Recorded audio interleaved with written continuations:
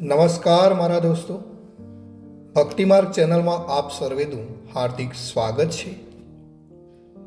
આજે છે મિત્રો બુધવાર, અને બુધવાર હિન્દુ પૌરાણિક ગ્રંથોમાં બુધવારના દિવસે બુધદેવનું વ્રત કરવામાં આવે છે. બુધદેવ જ બુધવારના અધિપતિ મનાય છે. તેની સાથે જ બુધવારનો દિવસ એ ગણપતિનો દિવસ પણ માનવામાં આવે છે. મિત્રો, ગણપતિ પ્રથમ પૂજ્ય દેવ છે, અને આ દિવસે દરેક કામ કરવું શુભ મનાય છે. આજે જ્યારે આપણા બધાના ઘરે ગણેશજી બિરાજમાન છે, ત્યારે બુધવારે આ વ્રત કથા કરવું વધુ ફળદાયક છે.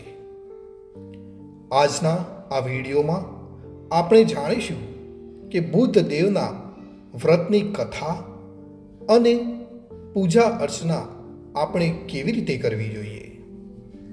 મિત્રો, બુધવાર વ્રતની વિધિ આપણે આ રીતે કરવી જોઈએ.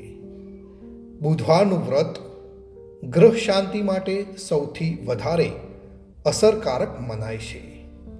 આ વ્રત કરવાથી તમામ ગ્રહોની કુદ્રષ્ટિથી આપણે બચી શકીએ છીએ અને જીવનના તમામ સુખ પ્રાપ્ત થાય છે.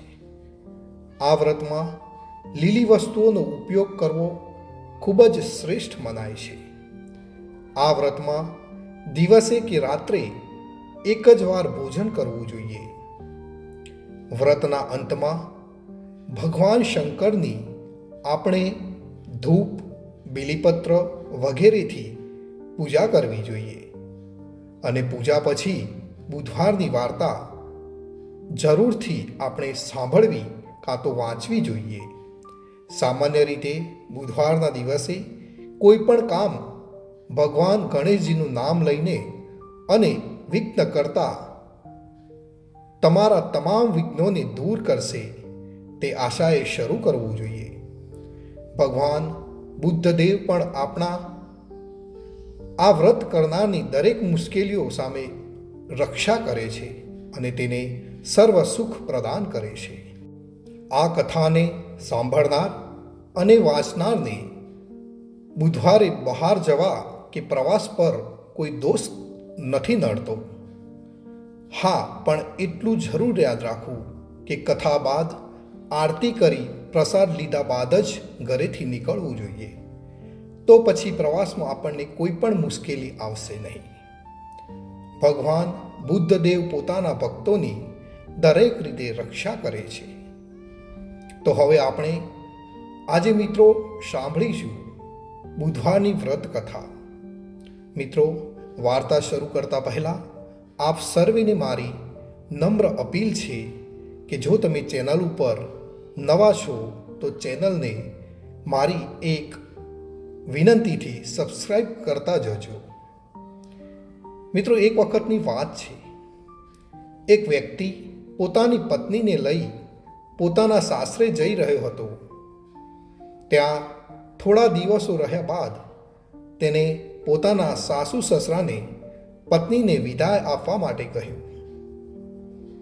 તેના સાસરિયાવાળાએ આજે બુધવાર છે તેમ કહી વિદાયની ના પાડી દીધી અને કહ્યું, આજના દિવસે બુદ્ધદેવની પૂજા કર્યા બાદ પ્રસાદ લઈને જ ક્યાંક જવું જોઈએ. વચ્ચે જવું અશુભ છે. પરિણામે તમે આજે ન જશો, કાલે વિદાય કરી દઈશું. તે વ્યક્તિ આ વાત સાંભળી નારાજ થઈ ગયો અને હઠ કરી પોતાની પત્નીને લઈને ચાલતો થયો. રસ્તામાં પોતાની પત્નીને તરસ લાગી.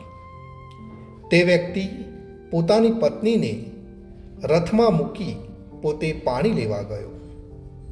જ્યારે તે પાણી લઈને પાછો આવે ત્યારે તેને જોયું તો તેના જેવો દેખાવનારો અને તેના જેવી જ વેશભૂષા પહેરેલી કોઈ વ્યક્તિ રથ પર તેની પત્ની સાથે બેઠેલી હતી.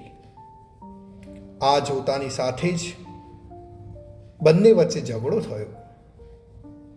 તે ગુસ્સામાં આવી ગયો અને તેણે પૂછ્યું કે તું કોણ છે અને મારી પત્ની પાસે બેસવાની હિંમત તે કેવી રીતે કરી?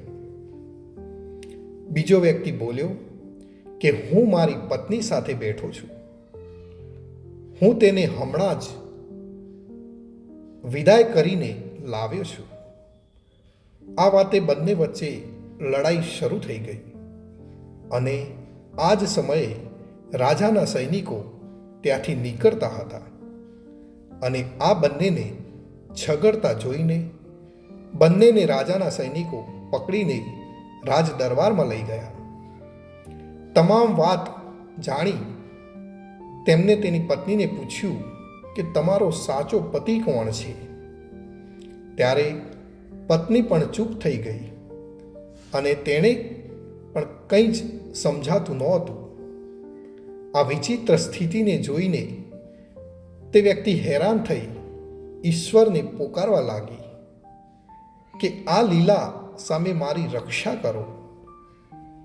ત્યાં જ આકાશવાણી થઈ કે હે મૂર્ખ, આજે બુધવારના દિવસે તારે ગમન ન કરવું જોઈએ.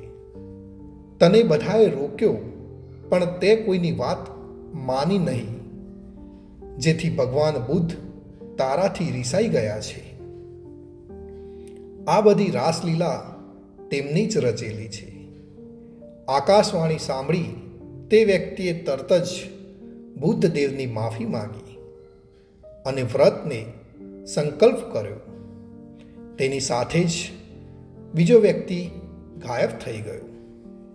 ઘરે પહોંચી આ વ્યક્તિએ પોતાની પત્ની સાથે બુધવારનું વ્રત કરવાનું શરૂ કર્યું, જેનાથી તેના જીવનના તમામ દુઃખો ખતમ થઈ ગયા અને તેનું જીવન સુખમાં વીતવા લાગ્યું. તો મિત્રો, આ હતી આજની બુધવારની વ્રત કથા. ભગવાન બુદ્ધદેવ અને ગણેશજી આપણા સર્વેનું રક્ષણ કરે એવી જ મારી પ્રાર્થના અને મારી મહેનત બદલ એક લાઈક અને ચેનલને સબસ્ક્રાઈબ જરૂરથી કરતા જજો. આપનો ખૂબ ખૂબ આભાર. ધન્યવાદ.